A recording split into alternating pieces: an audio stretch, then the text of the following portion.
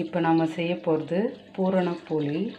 சக்கரவள்ளி கிழங்குல வெல்லத்தை நல்லா தண்ணி ஊற்றி கரைச்சி வெடிக்கட்டி எடுத்துக்கிட்டேன்.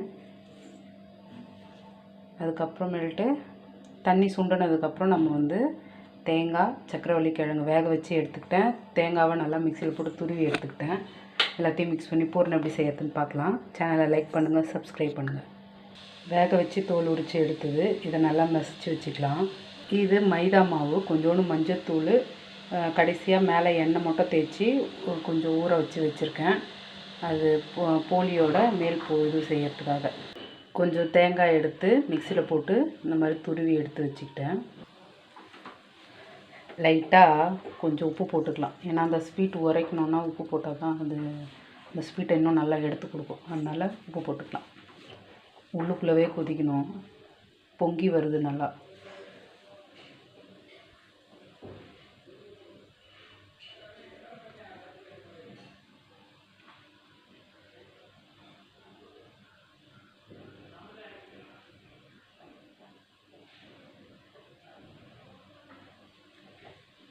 கொஞ்சமாக தண்ணி ஊற்றி திக்காகவே எடுத்துட்டுருக்கலாம். தெரியாமல் நிறைய தண்ணி ஊற்றிட்டேன். அதனால் கொஞ்சம் சுண்டுற வரைக்கும் வெயிட் பண்ணணும். கொஞ்சம் திக்கானதுக்கப்புறம் தேங்காய் போட்டோன்னா அதுக்கப்புறம் இந்த சக்கரவள்ளி கிழங்கு போட்டு கட்டி ஆயிடுச்சுன்னா தான் பூரணத்துக்குள்ளே வைக்கிறதுக்கு கரெக்டாக இருக்கும்.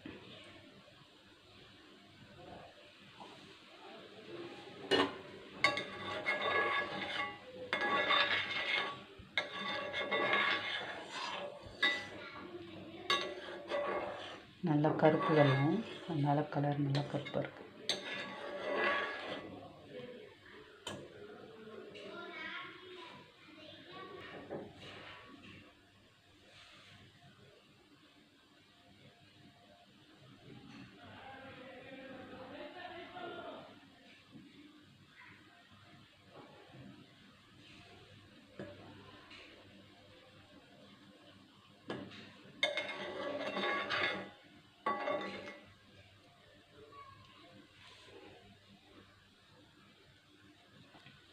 இப்போது தேங்காய் போட்டுக்கலாம்.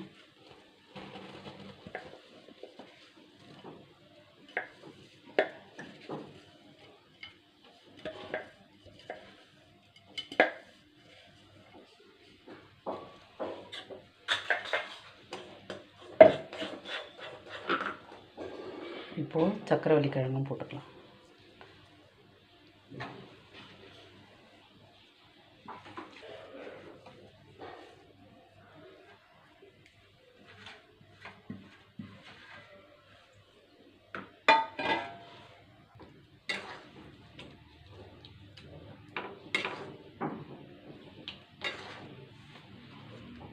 நல்லா கட்டி இல்லாமல் கலரணும்.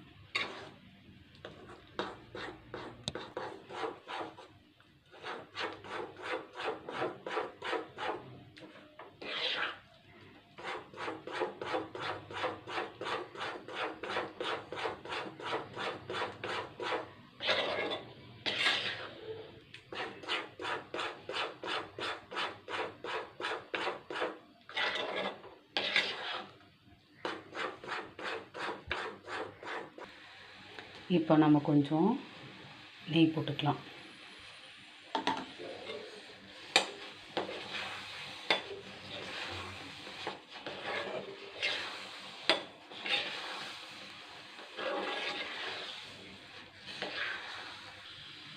நல்லா கட்டி ஆயிடுச்சு. இப்போ எடுத்து ஓரமாக ஆற வச்சிடலாம். கையில் எண்ணெய் தொட்டுக்குன்னு பிசைஞ்சு வச்ச மாவை கொஞ்சமாக எடுத்துக்கலாம். நல்லா கை ஃபுல்லாக எண்ணெய் தடவினா தான் உருண்டை பிடிக்கிறதுக்கு நல்லா ஒட்டாமல் வரும்.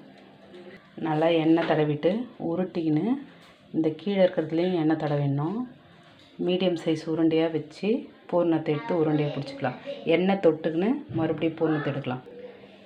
எண்ணெயை தொட்டு மேலே வச்சு மூடிடலாம். அப்படியே ரவுண்டாக மூட வேண்டியது தான். நல்லா நம்ம சப்பாத்தி பிசைகிற மாதிரிலாம் பிசையக்கூடாது. நல்லா தண்ணியோடு பிசைஞ்சால் தான் இந்த ரவுண்ட் அழகாக வரும்.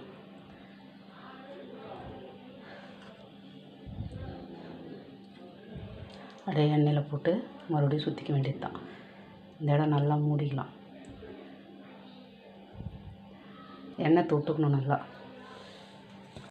தவாவில் போட்டு அடை எப்படி தட்டுவோமோ அதே மாதிரி ரொம்ப சிம்மில் வச்சுட்டு தட்ட வேண்டியது தான். எல்லாத்தையும் செஞ்சு ஓரமாக வச்சுட்டு அப்படியே நம்ம தட்டினோன்னா அழகாக வந்துடும். ஆனால் ஒன்று ஒன்றையும் உருண்டை பிடிச்சி எண்ணெய் தடவி ஓரமாக வச்சிடணும்.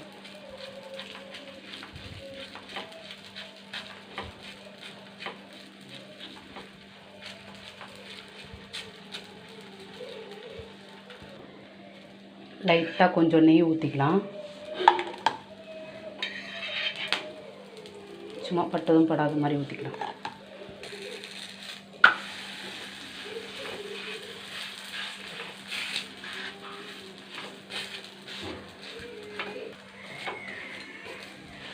அவ்வளோதான். சூடு பண்ணி திருப்பி எடுக்க வேண்டியது தான்.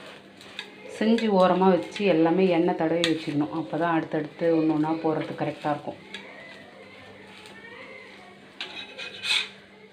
எண்ணெயும் கம்மியாகவே ஊற்றலாம். எண்ணெயோ நெய்யோ எதுவாக இருந்தாலும் ரொம்ப ரொம்ப கம்மியாக ஊற்றினோன்னா நல்லாயிருக்கும்.